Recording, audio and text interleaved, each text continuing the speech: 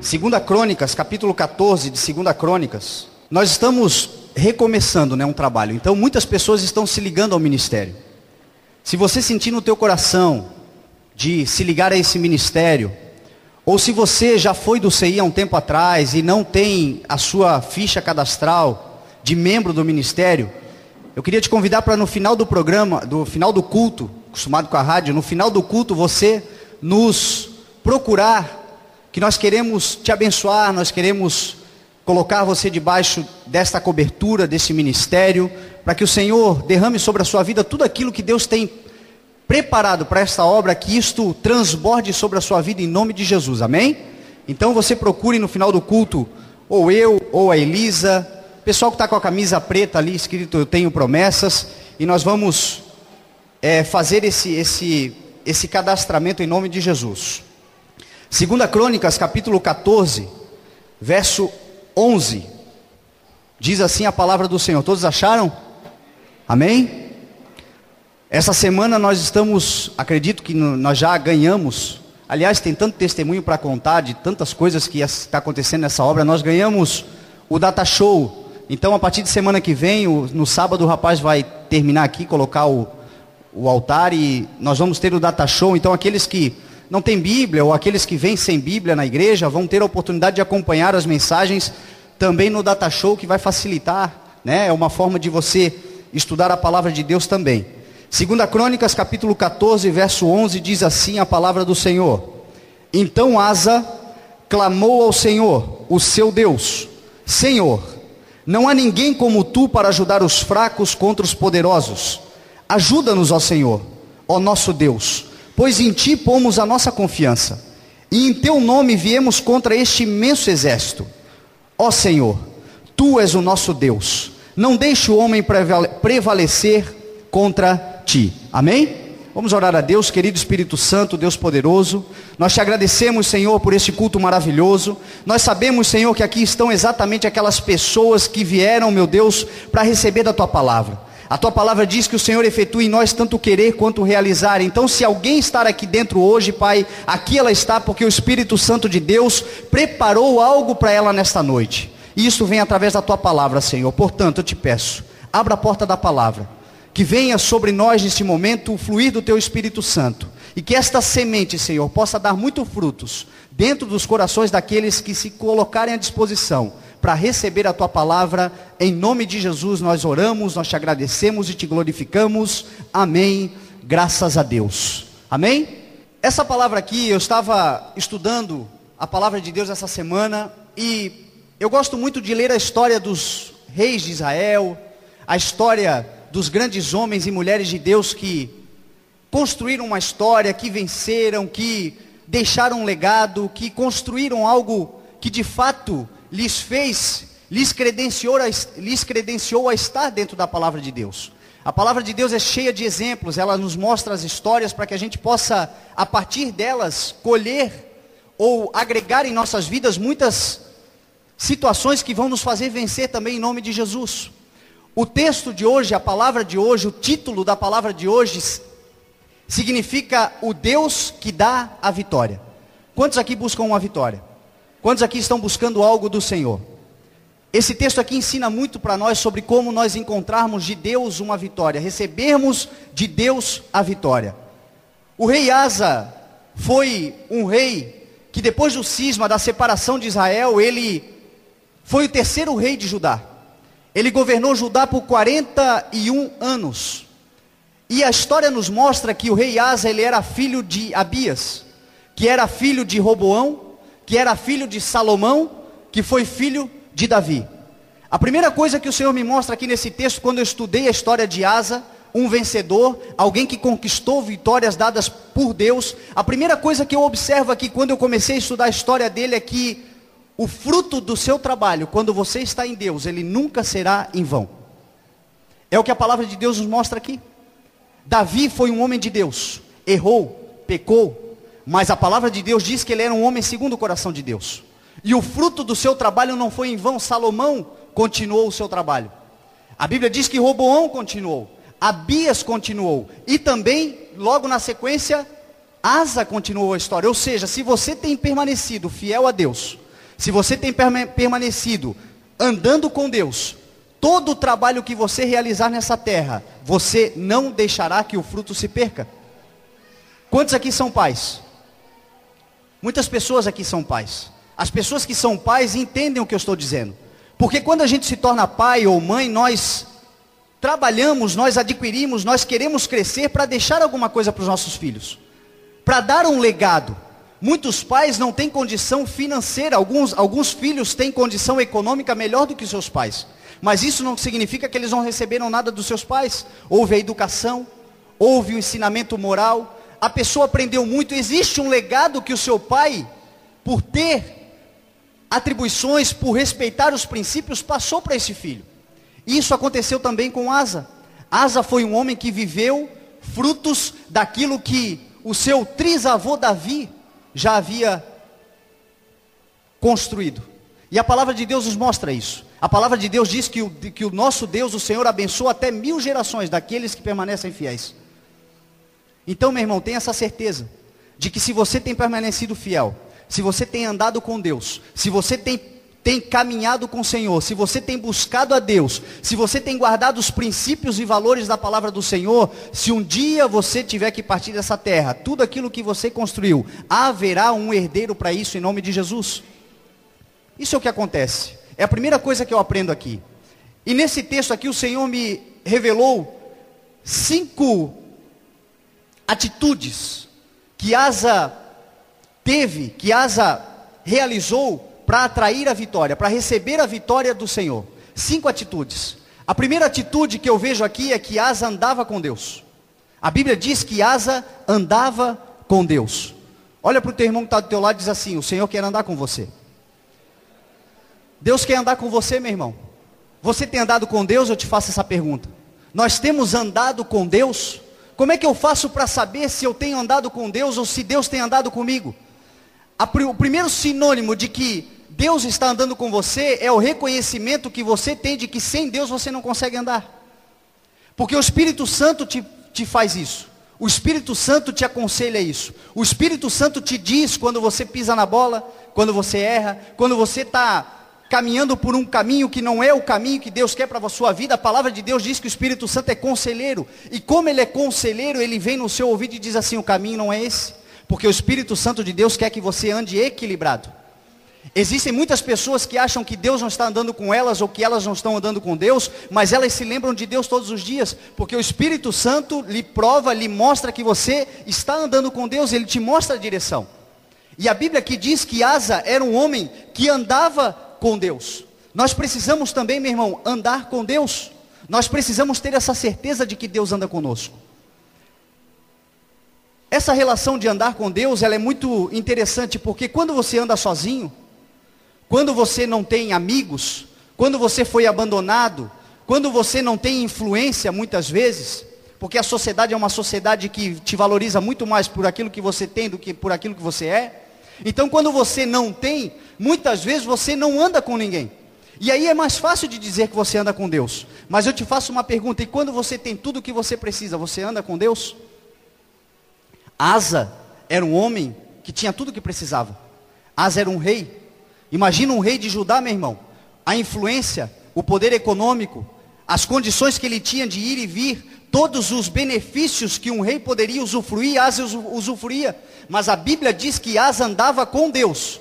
Deus era prioridade na vida de Asa. Independente daquilo que ele tinha, Asa andava com Deus. Essa semana eu estava lendo uma história, um texto da Bíblia, Mateus 14, que fala sobre Jesus Cristo.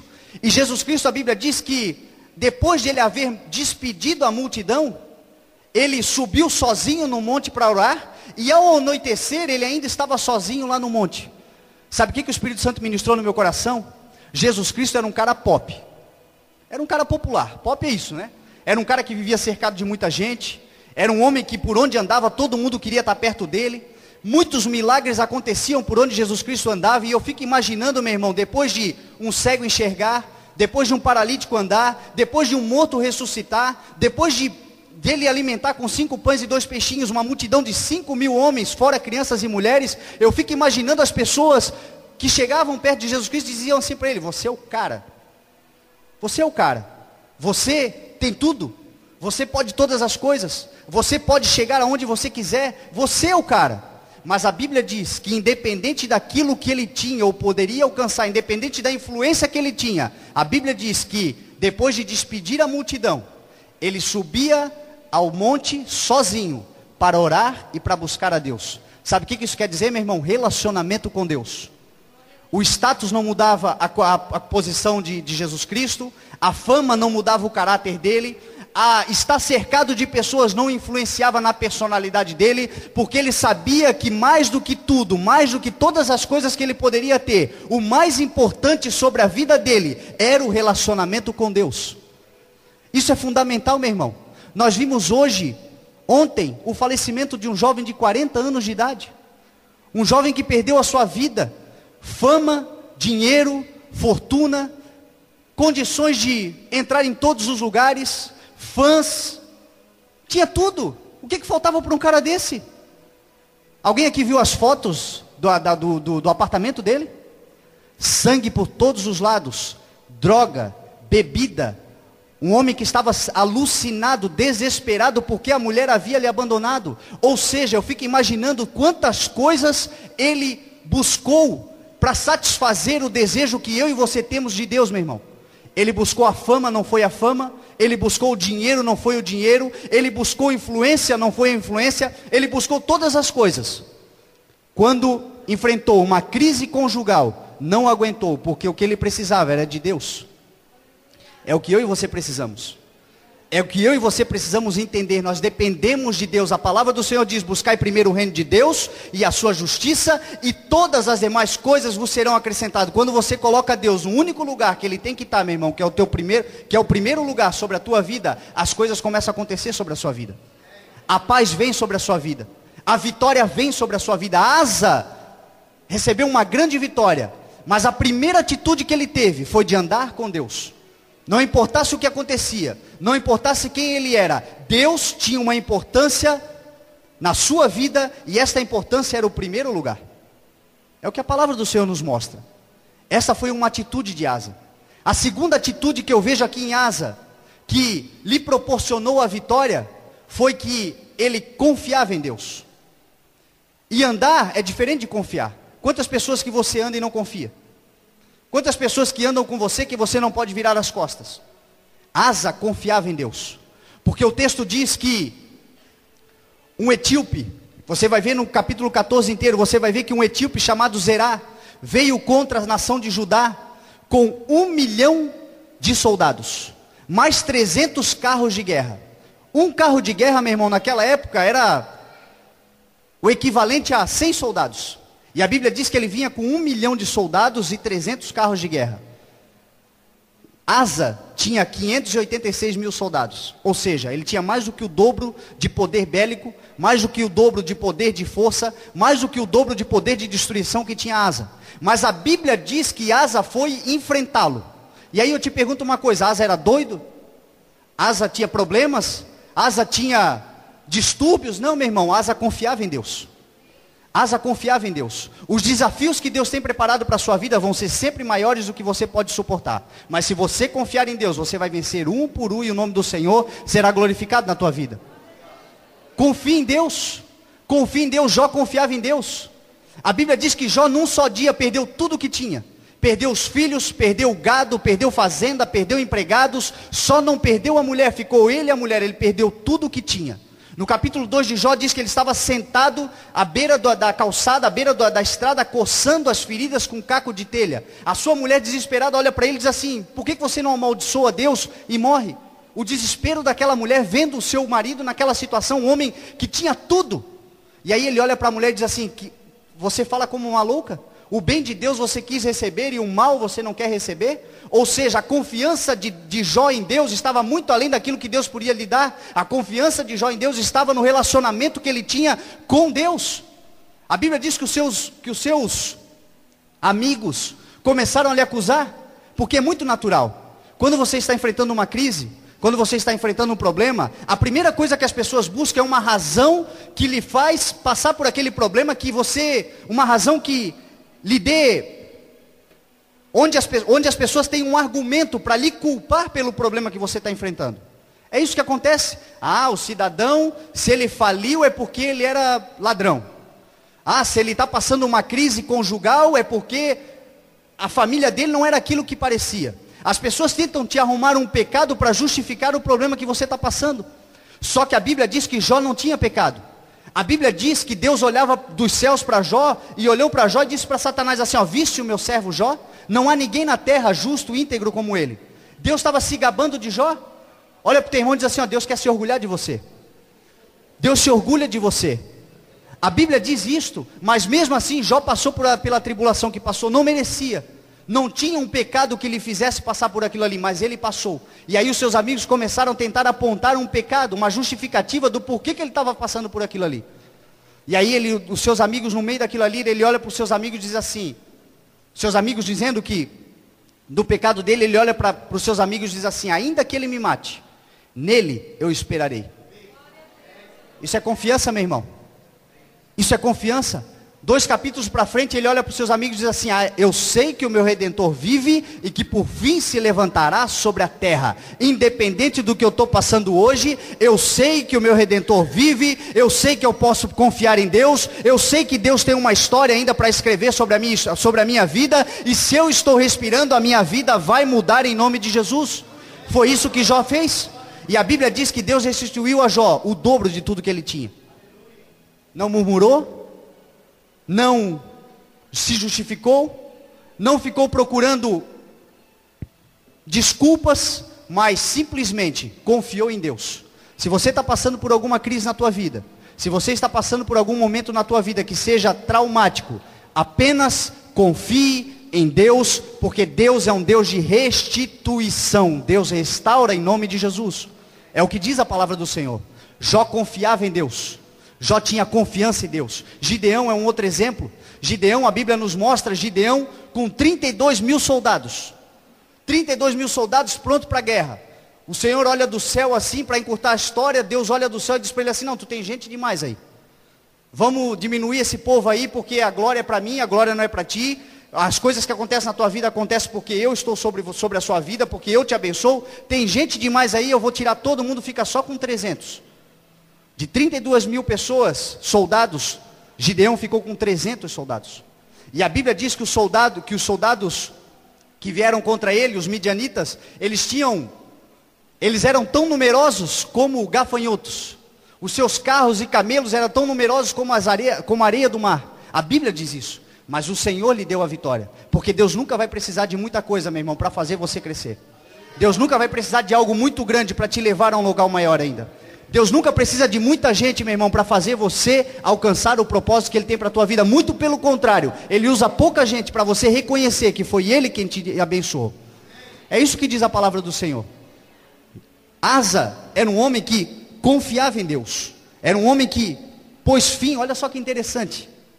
Andava com Deus e ele realizou algo muito importante. A Bíblia diz que ele pôs fim à idolatria. E se existe uma coisa que me chama muita atenção na palavra de Deus, é essa questão da idolatria. Por muito tempo, eu sempre perguntei ao Senhor, Senhor, por que religiões que têm a Bíblia como manual de fé, e a Bíblia inteira é terminantemente contra a idolatria? Paulo diz em 1 Coríntios 6, ele fala assim, não se deixe enganar, os idólatras não herdarão o reino do céu. Esses dias uma mulher perguntou para mim, Fernando, eu gostaria de saber, na Bíblia, aonde tem algum texto que fala contra a idolatria. E eu falei para ela, minha irmã, basta você ler a Bíblia. A Bíblia de Gênesis a Apocalipse, ela fala contra a idolatria. Deus é um Deus que rejeita a idolatria. Deus repugna a idolatria. Tanto é que os grandes problemas que Israel viveu por causa da idolatria. Então por que uma religião que professa a fé, tem a Bíblia como manual de fé, permite a idolatria? E obviamente que quando eu estou falando aqui para você, de repente na sua cabeça vem religiões como a religião católica, por exemplo.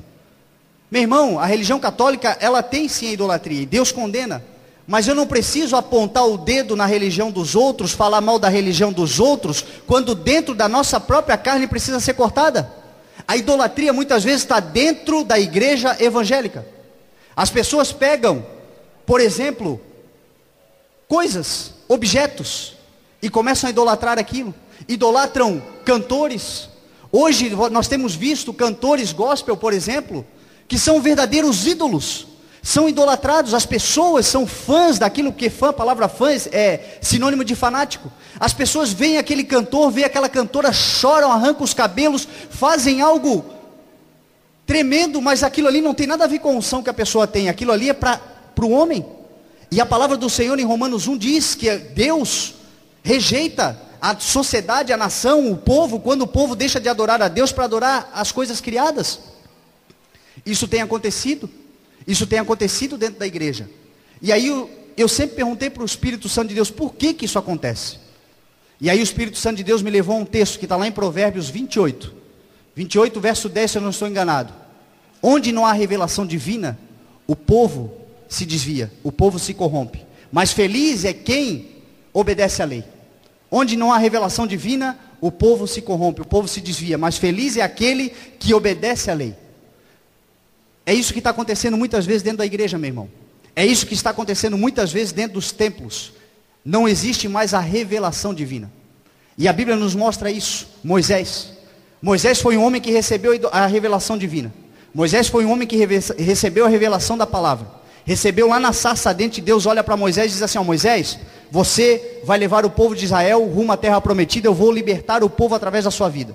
E aí a Bíblia diz que o faraó endureceu, veio as pragas, o faraó libertou o povo foi, os egípcios perseguiram ele, cruzaram o mar da Galileia, e o homem da revelação está indo à frente. Moisés está indo à frente. Cruzaram o mar vermelho, o mar vermelho se fechou, eles passaram por tantas coisas, água da rocha, receberam o maná e as cordonizes, receberam tantas coisas, venceram os amalequitas, até que eles chegam ao Monte Sinai. E quando eles chegam ao Monte Sinai, o Senhor chama Moisés e diz assim, ó, Moisés, vem ao Monte Sinai que eu vou te dar outras revelações. E a Bíblia diz que quando Moisés vai ao Monte Sinai, o povo fica com Arão.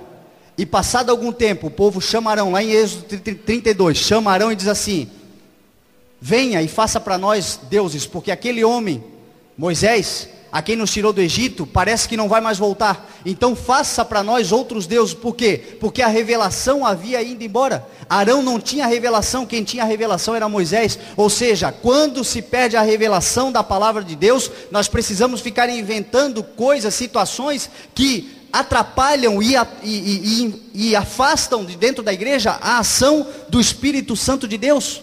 Que nós tenhamos revelações, meu irmão. Que você tenha a revelação da palavra, que quando você for buscar a Deus, você tenha uma revelação da palavra, porque Jesus Cristo disse assim, eu sou o caminho, a verdade e a vida, e ninguém vem ao Pai a não ser por mim. Se existe alguma coisa na tua vida, meu irmão, intermediando a tua busca a Deus, que não seja o Senhor Jesus Cristo, pode ser, e provavelmente é isto aí que está trancando a tua vitória, é isso aí que está trancando a tua prosperidade, é isso aí que está atrapalhando o teu relacionamento, porque a palavra de Deus é terminantemente contra idolatria. O único caminho para você chegar a Deus chama-se Jesus Cristo. É o que a Bíblia nos ensina. É Jesus Cristo, é simples assim, não precisa fazer pedágio, meu irmão. É Jesus Cristo. Não precisa de pedágio, é Jesus Cristo. Ele nos ensina isso na sua palavra. E a Bíblia diz que Asa, ele pôs fim na idolatria. E a Bíblia diz que por ele pôr fim na idolatria, houve prosperidade. A Bíblia diz que ele construiu cidades fortificadas. A Bíblia diz que ele viveu em paz e descanso, a Bíblia fala. Os seus inimigos não lhe perturbaram durante muitos anos, porque ele tinha posto fim à idolatria. Se você pôr fim à idolatria, o Senhor coloca na tua vida paz, descanso e prosperidade. É o que diz a palavra do Senhor. É isso que acontece. Hoje eu tenho visto dentro das igrejas, às vezes meu Deus, é tanta coisa, tantas coisas que estão fazendo, porque perdem a revelação divina, perdem a revelação, a palavra pela palavra, e ficam inventando moda, e isso entristece o Espírito Santo de Deus, afasta o Espírito Santo de Deus, e você começa a enfrentar problemas na sua vida. É só Jesus Cristo, meu irmão. Ele morreu por mim, Ele morreu por você, Ele morreu para que nós tivéssemos de novo a ligação ao Pai. Basta que você tenha Jesus Cristo na sua vida, e você viverá descanso, paz, sossego e prosperidade. A Bíblia diz isso. E o segundo aqui, a terceira atitude de Asa, que ele viveu, que ele teve, isso lhe proporcionou a vitória, foi que ele foi corajoso. Ele confiava em Deus, ele andava com Deus, mas a Bíblia diz que ele foi corajoso. E está aí uma virtude que muita gente deixa de ter, e por isso chegam muito próximo da vitória e não recebem. Elas andam com Deus, elas confiam em Deus, mas quando é necessário dar um passo de fé, um passo de coragem, a pessoa fica parada, não toma uma atitude, por isso sofrem, por isso não recebem a vitória, por isso chegam tão perto de receber a vitória e não recebem. E Deus é um Deus que sempre diz para nós: seja forte, seja corajoso, enfrente, seja desafie, dê um passo a mais. Os grandes milagres na Bíblia aconteceram porque as pessoas deram um grande passo. As pessoas fizeram confiar em Deus, andavam com Deus e deram um passo para alcançar a vitória. É o que está acontecendo aqui nesse local, gente. Qualquer pessoa que está aqui, que viu a obra uma semana atrás, não diria que isso aqui tudo estaria pronto, porque foi dado passo de fé, porque as pessoas tiveram coragem, porque as pessoas se juntaram, porque as pessoas se uniram, porque as pessoas confiaram em Deus, acreditaram, estão andando com Deus e decidiram confiar. Deus está conosco, nós vamos dar um passo, esse local será um local de transformação de vidas em nome de Jesus. É isso que Deus colocou no nosso coração. Deus colocou no nosso coração que este local será um local de transformação de vidas. As pessoas vão viver o Evangelho pelo que o Evangelho é, sem religiosidade, sem jugo, sem coisas pesadas que a religião impõe sobre as pessoas, e muitas vezes afasta as pessoas de Deus. E quando Deus é amor, Deus é paz. Jesus Cristo disse: o meu fardo é leve, o meu jugo é suave, aprendam de mim, que sou manso e humilde de coração, e vocês encontrarão descanso para as vossas almas. Deus é descanso, meu irmão. Deus é descanso. E muitas vezes a religião, a pessoa entra dentro da igreja e a religião coloca fardo, peso, coloca sobre ela algo que ela não pode carregar. As pessoas colocam sobre as pessoas, outras pessoas, coisas que nem elas carregam. Isso afasta, isso faz as pessoas sofrerem tanto, e por isso elas não encontram o descanso que elas precisam encontrar quando elas acham Jesus Cristo. E Deus nos deu esta missão, Deus colocou isso no nosso coração. Mas, meu irmão, isso vai ser necessário coragem. Não é simplesmente a coragem pelo desafio econômico. A coragem porque nós vamos mexer numa ferida. A coragem porque nós vamos enfrentar muita gente que está há muito tempo realizando, andando de uma forma onde estão muitas vezes enganando o povo. E nós vamos ter que tomar uma atitude de coragem, de enfrentamento. Chegando agora, realizando agora, mas Deus nos deu uma visão, e se Deus te deu essa visão, meu irmão, você está no local certo, e através da sua vida, muitas vidas serão transformadas. Esse local vai ficar pequeno em nome de Jesus, é o que nós cremos. Quantos visitantes tem hoje? Quantos visitantes estão chegando aqui hoje? Um povo totalmente diferente do que veio quinta-feira passada, do que veio domingo, do que veio na outra semana, e daqui eu acho que ninguém foi lá na oficina, né? Ninguém foi. Por quê? Porque Deus está fazendo isso. Deus está plantando uma sementinha em cada um. A pessoa vem, recebe uma semente e vai embora. Daqui a pouco, quando ela menos espera, a semente germina. Daqui a pouco, meu irmão, nós teremos uma grande obra através da vida dessas pessoas. Vidas serão alcançadas. Você vai sair daqui com uma palavra, meu irmão, que vai alcançar vidas em nome de Jesus. Essa palavra é para alcançar vidas em nome de Jesus. E a Bíblia aqui diz que Asa foi um homem corajoso. Asa foi um homem corajoso. Deus olha para Josué e diz assim: ó, Josué, eu vou te dar uma missão, você vai entrar na terra prometida, você vai fazer aquilo que Moisés não fez. Eu dei a visão a Moisés, mas quem vai entrar na terra prometida é você. Agora, tão somente seja forte e muito corajoso. E a Bíblia diz que Deus fala para ele por 3 vezes, porque às vezes o medo vem. Às vezes o sentimento de medo vem na gente, a gente fica: meu Deus, será que esse é o passo? Será que essa é a atitude que eu tenho que tomar? Será que esse é o caminho que eu tenho que andar? Mas a Bíblia diz, meu irmão, que se você tomar o passo de fé, Deus vai abrir um mar sobre a sua frente em nome de Jesus. Tenha o passo de fé, tenha coragem, confie em Deus, tenha confiança no Deus que você serve, porque Deus é um Deus de milagre. Se a situação está impossível, aí começa a ação de Deus. É quando a situação fica difícil, meu irmão, que começa a ação de Deus sobre a sua vida. Porque Deus, meu irmão, Deus é um Deus que não move uma palha naquilo que você pode fazer, mas Ele move céus e terra naquilo que você não pode fazer. Esse é o Deus que você serve. Agora é necessário coragem, porque a Bíblia diz que a fé é o firme fundamento das coisas que se espera e a prova daquilo que não se vê. Você tem certeza que vai acontecer, mas você não está vendo. Então, para você dar um passo de fé, meu irmão, dizer que ter fé é uma coisa, dizer que tem fé, não. Quantos aqui creem em Deus? Quantos creem em Deus? Todo mundo tem fé em Deus. Agora, tomar uma atitude de fé é só para os corajosos. E a Bíblia diz que se você for corajoso, se você for audacioso, se você tiver essa disposição de dar o passo de fé, coisas grandes tem preparado para a sua vida, porque o Deus que nós servimos é o mesmo Deus da Bíblia.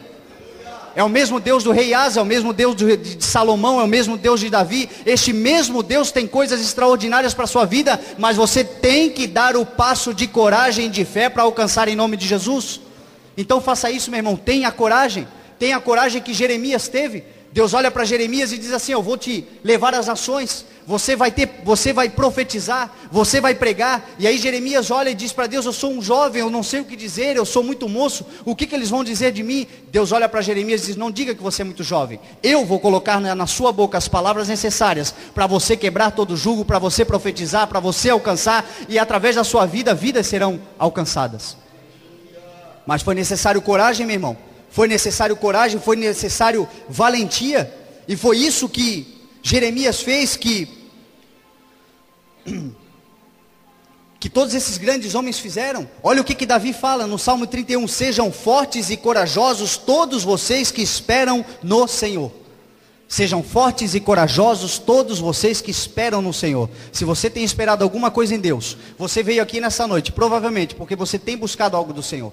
Você tem esperado algo em Deus. Você tem uma vitória planejada. Você tem um projeto. O Deus te deu um projeto. Semana passada eu preguei aqui sobre Noé. Deus deu um projeto de salvação a Noé, diante de um mundo corrompido, diante de uma sociedade que estava fadada à corrupção, uma sociedade que estava fadada à destruição. Deus pega e dá um projeto a Noé. E aquele projeto envolvia Noé e toda a sua família. Deus tem um projeto, meu irmão, para a sua vida, que envolve você, envolve os seus familiares, envolve todos aqueles que você ama. Basta que você tenha a coragem que Noé teve.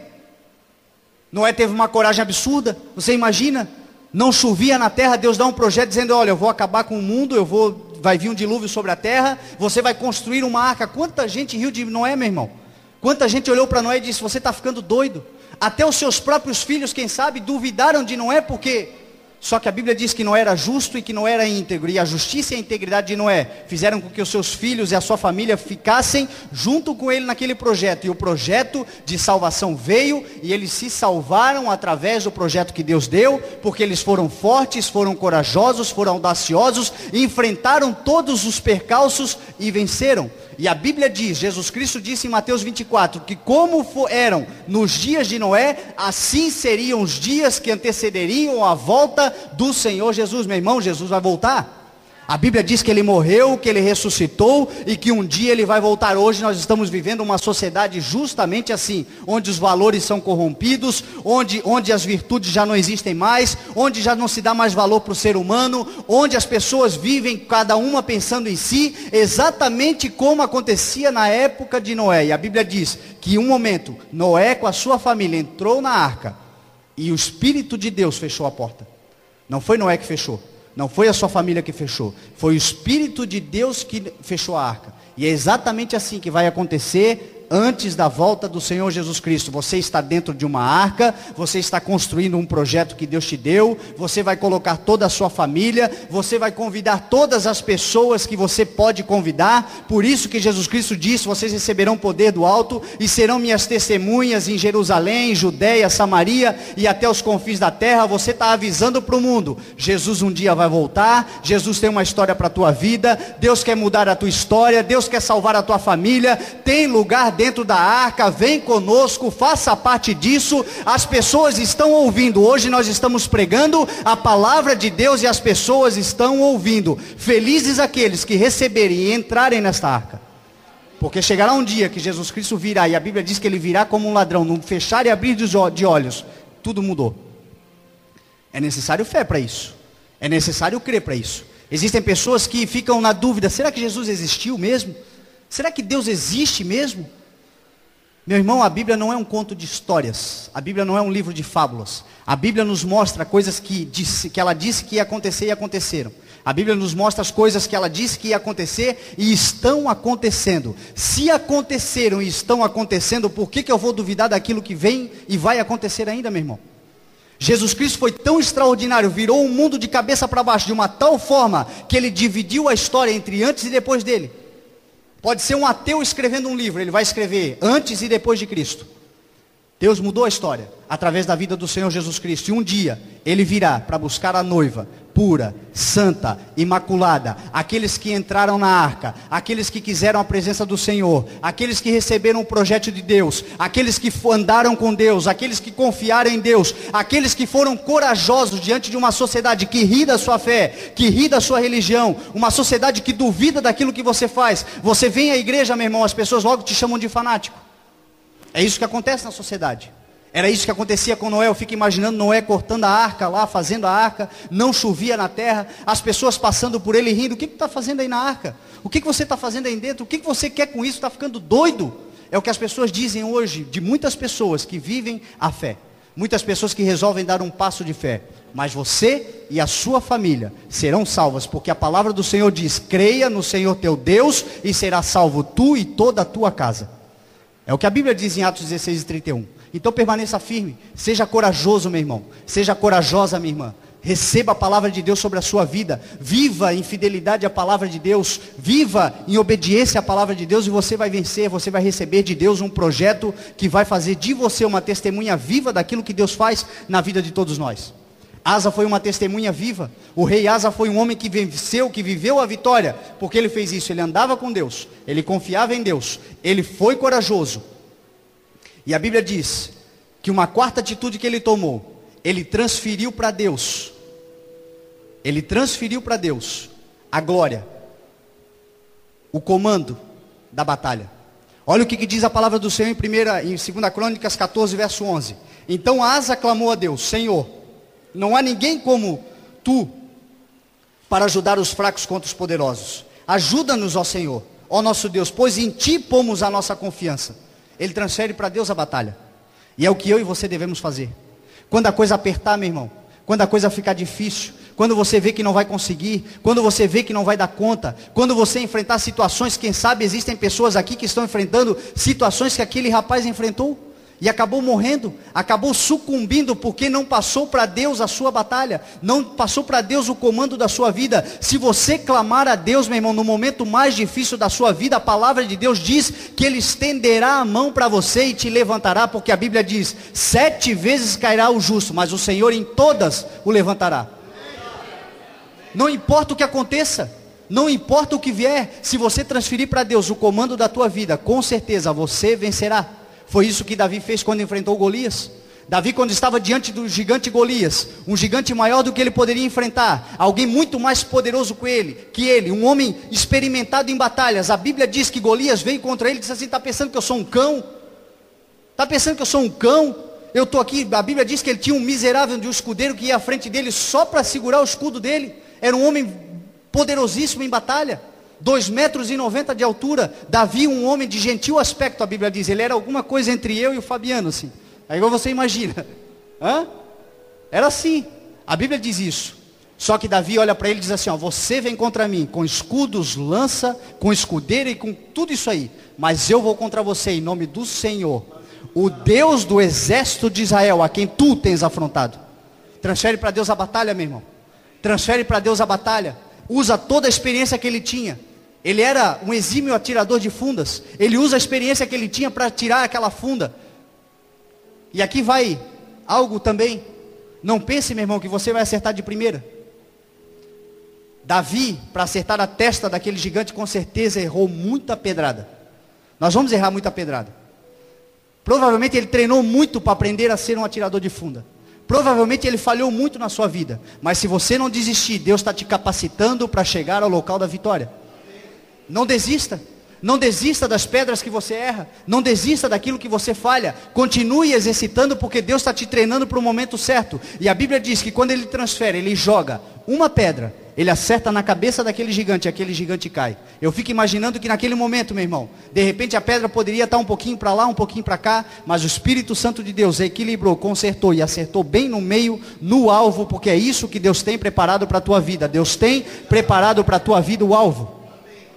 É o que Paulo diz: esquecendo-me das coisas que ficaram para trás e prosseguindo para as que estão adiante de mim, prossigo para o alvo. Quem tem fé tem alvo. Quem tem projeto tem alvo. Quem tem uma esperança tem alvo. Quem tem uma família tem alvo. Quem tem Deus tem um alvo. Quem tem uma perspectiva de futuro tem alvo. Você tem um alvo e você vai alcançar esse alvo, independente das pessoas acreditarem em você ou não. Se você permanecer confiante, transferir para Deus a honra, a glória, o louvor, a adoração da tua vida, reconhecer que Deus é na tua vida e com Ele na tua vida você vai chegar ao local da vitória, meu irmão. Você vai acertar o alvo. É o que eu aprendo na palavra do Senhor. Não estou falando para você nada além daquilo que está na palavra de Deus. A palavra de Deus nos mostra que se nós tivermos fé, nós teremos alvo. E se nós tivermos alvo, nós vamos alcançar a vitória. É o que Asa faz aqui. Asa transfere para Deus o comando da batalha. E por último, meu irmão, a Bíblia diz que ele usufrui das bênçãos e das vitórias que o Senhor tem preparado para ele. É o que nós devemos fazer. Muitas pessoas, meu irmão, vivem vitórias e não usufruem da vitória. Muitas pessoas estão sendo abençoadas e não usufruem das bênçãos. Muitas pessoas estão recebendo do Senhor algo bom, mas a sua preocupação está tão lá adiante, que ela deixa de usufruir aquilo que Deus está fazendo na sua vida hoje. Deus tem feito coisas na sua vida hoje. A Bíblia diz que até aqui foi o Senhor que nos trouxe. Daqui para frente é o Senhor que vai fazer você chegar no local da vitória. Usufrua o hoje. A palavra de Deus diz que Deus deu o comando para o homem, não do passado. Porque o passado, meu irmão, se você ficar olhando para o passado, você fica imóvel como o teu passado está. Você pode ver que pessoas que vivem no passado não caminham. Pessoas que estão preocupadas com o passado porque o passado era melhor, porque a minha vida no passado foi tão boa, porque eu tinha tudo, hoje eu não tenho nada. Ficam vivendo experiências do passado. Elas estão imóveis como o passado delas são. Exatamente como a mulher de Ló. Por que Deus olha para a mulher de Ló, olha para Ló e diz assim, não olhem para trás. Eu vou destruir Sodoma e Gomorra, vocês não olhem para trás. Por quê? Esqueçam do passado. Esqueçam do que foi. A Bíblia diz que a mulher de Ló olhou para trás e ficou parada como uma estátua de sal. Porque quando você olha para o teu passado, você fica paralisado. Deus é um Deus de coisas novas. O Evangelho é um Evangelho de coisas novas. O Evangelho é boas novas. Deus tem novidade de vida para você. Deus tem uma história nova para você. Se um dia você viver um tempo bom, tenha certeza que você vai viver um tempo de abundância. Porque a Bíblia diz que onde abundou o pecado, superabundará a graça. A Bíblia diz que se aquilo que você perdeu será restituído. A Bíblia diz que Deus é um Deus de coisas grandes e muito maiores do que aquilo que você viveu. Então para de ficar olhando para o passado. Olha para frente. Tem um alvo, mas meu irmão, tem um alvo, mas viva no presente. Deus só deu um poder para o homem, é de governar o presente. O passado, você não mexe mais. O futuro a Deus pertence. Agora o presente, quem escreve é você. O presente é Deus dando a caneta da sua história na sua mão. E você escrevendo todos os dias uma linha da sua história. Deus te deu autoridade para você governar o teu presente. E as pequenas atitudes do teu dia a dia farão com que você usufrua todas as bênçãos que Deus tem preparado para mim, para você, para todos nós, para sua família. Quando você aproveita e começa a viver o presente. A Bíblia diz aqui que Asa usufruiu o presente. O exército dos etíopes se perderam, começaram a perder a batalha, e a Bíblia diz que eles vão atrás do exército, começam a pegar os despojos de guerra, começam a pegar os animais, começam a usufruir de tudo aquilo que Deus tinha preparado para eles, porque o Senhor ia à frente, a Bíblia diz, destruindo, fazendo com que aquele exército fosse sendo aniquilado, e eles usufruindo. Então, meu irmão, usufrua do dia de hoje. Agradeça a Deus porque hoje Deus te deu a oportunidade e o privilégio de estar nessa igreja. Agradeça a Deus porque você é um escolhido, porque você é uma escolhida do Senhor. Você não veio nessa igreja à toa. Você não saiu de casa porque você não tinha mais nada para fazer. Você não saiu de casa porque não havia nada de interessante para fazer. Você saiu de casa porque o Senhor te escolheu. O Espírito Santo de Deus tocou no teu coração e disse: hoje eu tenho uma palavra para você. Hoje eu tenho uma história para escrever para a tua vida. Hoje, se você aproveitar o hoje, este momento, você construirá uma nova história para a sua vida em nome de Jesus. Continue e permaneça escrevendo a sua história no dia a dia, usufruindo aquilo que Deus tem para você. Amém? Coloque-se de pé em nome de Jesus. Se você recebeu essa palavra, se essa palavra falou com você, se você saiu de casa buscando algo do Senhor, se você tem buscado de Deus ter mais confiança, se você precisa ter mais confiança, se você tem a consciência de que você precisa andar mais com Deus, se você tem a convicção de que Deus precisa fazer parte da tua história, que você precisa aproveitar mais os momentos, é óbvio que você tem adversidades, você tem problemas para enfrentar, mas se você aproveitar o dia de hoje, se você receber a palavra hoje, amanhã Deus tem uma vitória para você. Olha o testemunho da Silvana aqui. Ela simplesmente recebeu uma palavra, e no dia seguinte, ela colheu um fruto, ela colheu um milagre, ela colheu uma vitória que só Deus dá, não é eu, não é ninguém aqui, é Deus que dá, mas você precisa tomar posse da palavra. Então se você quiser tomar posse da palavra, saia do teu lugar, venha à frente, e nós vamos orar por você em nome de Jesus. Eu estou vendo aqui muita gente na frente que veio para receber a vitória.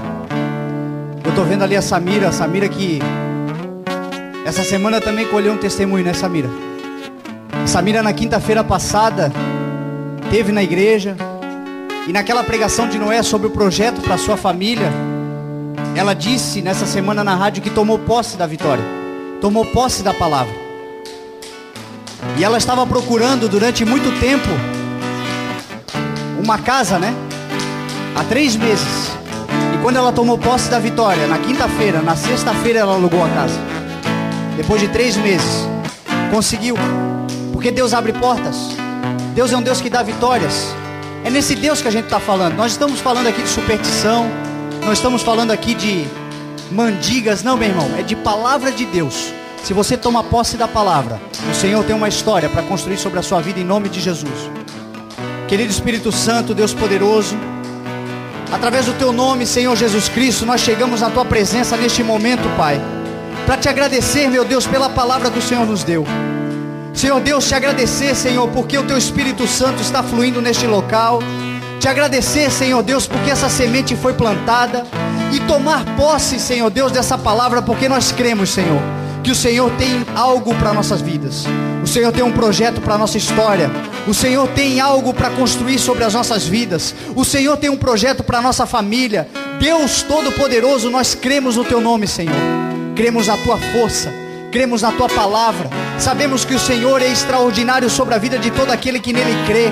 E meu Deus, assim como o Senhor foi, Pai, com o rei Asa, assim como o Senhor promoveu na história deste homem uma vitória contra algo que ele não poderia sozinho, assim o Senhor será em nossas vidas, porque nós temos todos os dias gigantes, literalmente gigantes, para enfrentarmos todos os dias. Mas se o Senhor estiver conosco, a tua palavra diz que tudo é possível àquele que crê. E nós cremos no Senhor, nós cremos na tua palavra, nós cremos no teu amor, nós cremos, Senhor, que o Senhor Deus Todo-Poderoso tem algo preparado para cada um que veio nesta noite, Senhor.